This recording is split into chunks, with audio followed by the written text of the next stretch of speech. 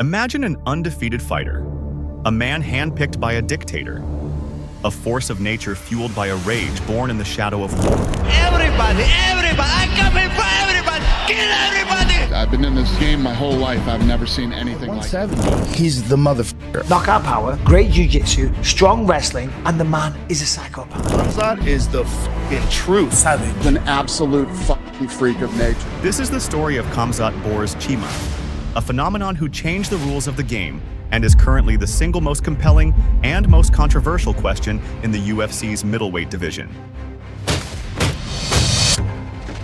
His journey is more than just a string of victories. It's an epic saga of sheer survival, a tale spanning continents, wars, poverty, and power politics. This is Chechnya!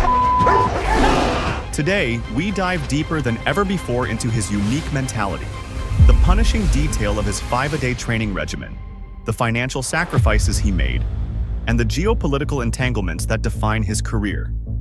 We will examine the key fights that transformed him, and crucially, why his US entry restrictions in December 2025 remain such a massive problem for the UFC. Every now and again, an athlete comes along who captivates the attention of the entire sport. This guy is not just training to be a champion. This guy is training to be the greatest of all time. But to truly understand this unstoppable force, we must return to his roots and comprehend the specific circumstances where that relentless, wolf-like fury was truly forged.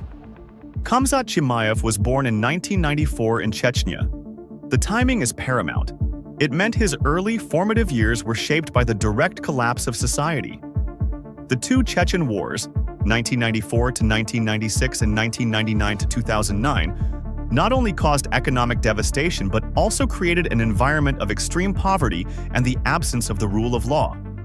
It is in these conditions that a mentality of survival, one that knows no compromise, is developed. This harsh reality forged his unique wolf mentality, Borz, in the Chechen dialect. In Chechen folklore and culture, the wolf symbolizes independence, absolute lack of mercy, and crucially, the willingness to kill to secure food and territory. This is his genetic code. Khamzat himself admitted that this immense, almost uncontrollable rage needed an outlet. He found it in freestyle wrestling. It is worth noting that the Caucasian republics have produced the highest number of Olympic and world wrestling champions per capita, testament to the grueling nature of this system. His scar and the associated chronic breathing problems are a physical symbol of his lifelong struggle. The childhood injury was not just a cosmetic flaw. It required multiple surgeries and left him with permanent issues in oxygen intake. It's a profound paradox. One of the most physical and relentless cardio machines in the UFC fights for every single breath. Before leaving Chechnya, Khamzat had already achieved considerable success in wrestling, becoming a 3-time Swedish national champion. While this brought him respect, it didn't bring financial freedom. When he was 19, he followed his family to Sweden and found his core identity, wrestling, was initially denied to him. This cultural and financial isolation was humiliating. Instead of breaking him, this profound frustration only transformed him into a hyper-focused man desperately seeking a path. And that path, at that fateful moment, was revealed on a TV screen inside a Stockholm factory. To provide for his family, Khamzat was forced into manual labor.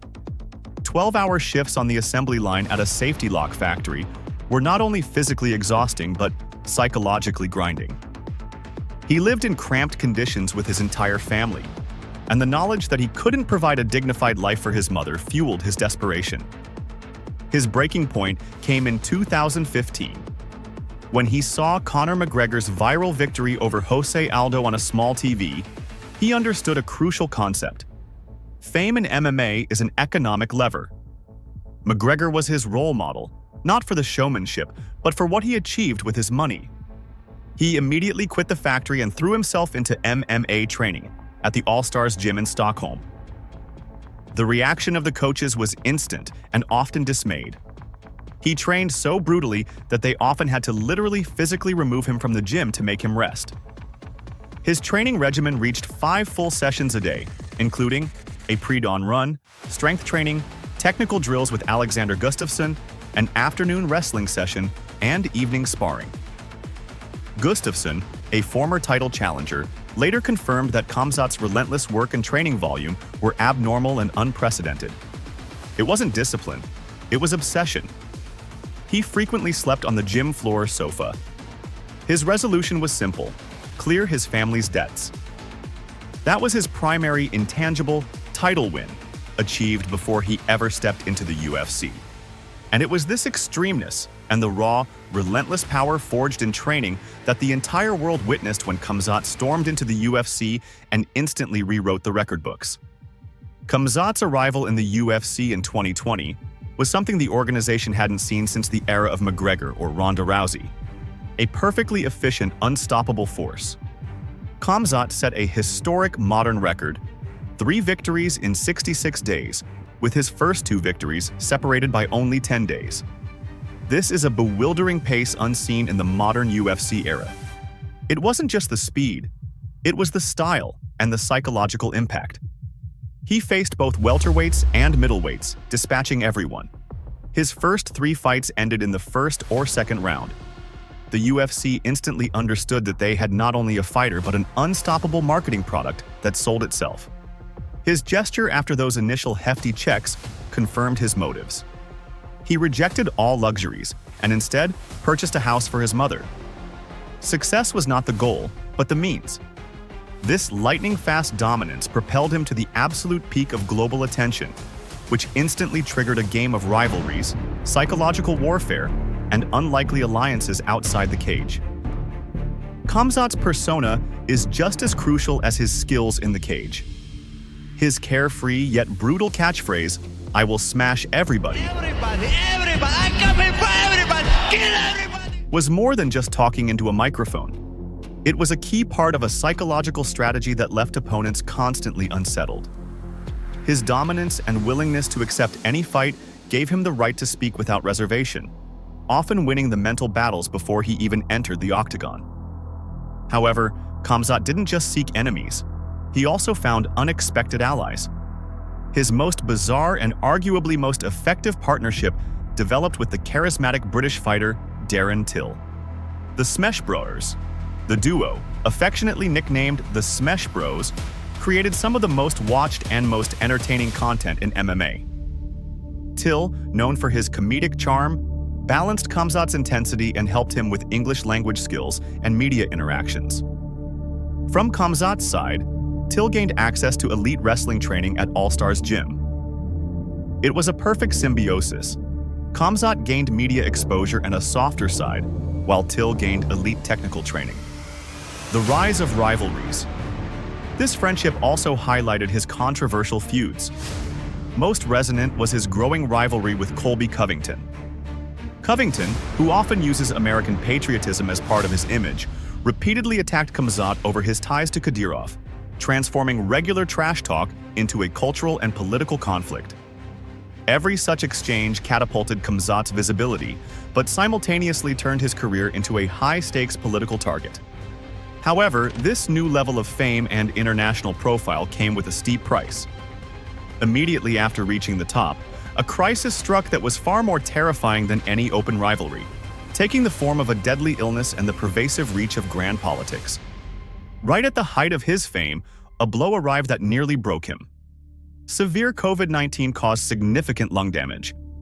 Khamzat admitted that due to persistent health problems, coughing up blood and feeling on the verge of collapse, he temporarily announced his retirement.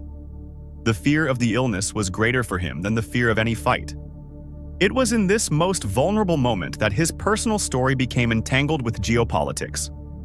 He received a call from Ramzan Kadyrov, the Chechen president, who publicly welcomed him and offered him support and specialized treatment in Chechnya. Kadyrov is notorious for utilizing athletes, like the Akhmat MMA club, as tools to bolster his authority and soft propaganda. Khamzat's association with Kadyrov, a figure sanctioned by the US for human rights abuses, is his greatest Achilles heel. Career consequences, December 2025. These ties are the direct cause of his logistical nightmares. Due to US sanctions and political risk, it is unofficially confirmed in December 2025 that Khamzat faces significant, if not permanent, restrictions on entering the United States. This is the critical reason why his most important bouts, including the middleweight title fight, cannot take place in Las Vegas.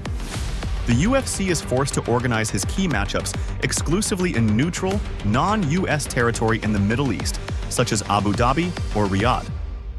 The cautionary tale. This political risk is not theoretical.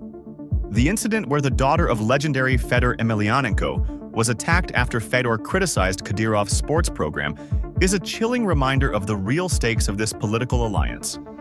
For Khamzat, this is a matter of loyalty and security, not just PR. Despite all these immense hurdles outside the cage, from health crises to political dependency, Khamzat knew his true validation could only come inside the octagon. And that happened across 3 transformative fights that tested not only his strength but his tactical intelligence. Although Khamzat entered the UFC as an undefeated force, the path to the title required him to endure severe trials that exposed his vulnerabilities and forced critical adaptation. The first was the brutal war with Gilbert Burns in April 2022. Analytically, this fight showcased Khamzat's raw, yet undisciplined talent. While he started dominating the striking, his overaggression became a liability midway through the second round. Burns landed a heavy shot, and Khamzat was forced to change tactics late and rely heavily on grappling, which ultimately secured the victory. He lost 1 round, but gained a crucial lesson in endurance and energy management. The second key test came at UFC 279 against Kevin Holland. The lead-up was defined by absolute chaos, a drastic weight miss of 7 pounds and a massive confrontation with Holland backstage that led to the cancellation of the press conference. Under the pressure of immense criticism and failure, Khamzat executed a textbook, perfect career salvage plan. He immediately took the fight to the ground, showing Holland that his raw strength was toxic at middleweight. Analytically, it confirmed that his colossal power is the main obstacle for this division. And that brought us to his most significant benchmark in October 2024 against former champion Robert Whittaker. From an analytical perspective, this was his best and most mature performance. His tactic was not simply pressure, but strategic space limitation. He used high-level feints and effective cage cutting to constantly eliminate Whittaker's world-class footwork. The fight proved that Khamzat is no longer just a bulldozer. He is a complete, patient, tactically sophisticated fighter who controls the fight at all ranges. The coronation, UFC 319. Following these 3 defining trials, the ultimate challenge arrived: the championship fight. In August 2025, Khamzat finally met the reigning middleweight champion, Dricus du Plessis, on neutral ground in Abu Dhabi. Analytically, this was his most profound performance. Instead of a reckless brawl, he applied a masterful GSP-esque strategy: absolute, controlled destruction. He dominated every minute of the 5-round contest, accumulating over 500 ground strikes. Khamzat secured the title via unanimous decision, proving that he is not just a destroyer, but a disciplined tactician who can sustain championship-level focus for the full 25 minutes. After this definitive victory, the transformation of Borz is complete. So, where does Khamzat Chimaev stand in December 2025? He is undefeated, holding a 15-0 record, and following his dominant performance against du Plessis, he is the undisputed UFC middleweight champion. His journey is a story of immense talent, forged by hardship and complicated by immense controversy. He is the wolf, driven equally by rage, discipline, tactical maturity, and deep-seated loyalty to his family. The core question is no longer if he is worthy, but whether he can hold the crown. In December 2025, the champion is sidelined by a minor foot surgery and religious observance, Ramadan. His first defense is tentatively expected in spring 2026. One thing is certain: no one can stop this wolf now, unless political borders and sanctions manage to do what no man has yet achieved. What do you think? Can the Borz maintain his title and build an era of dominance? Let us know in the comments. Don't forget to like and subscribe.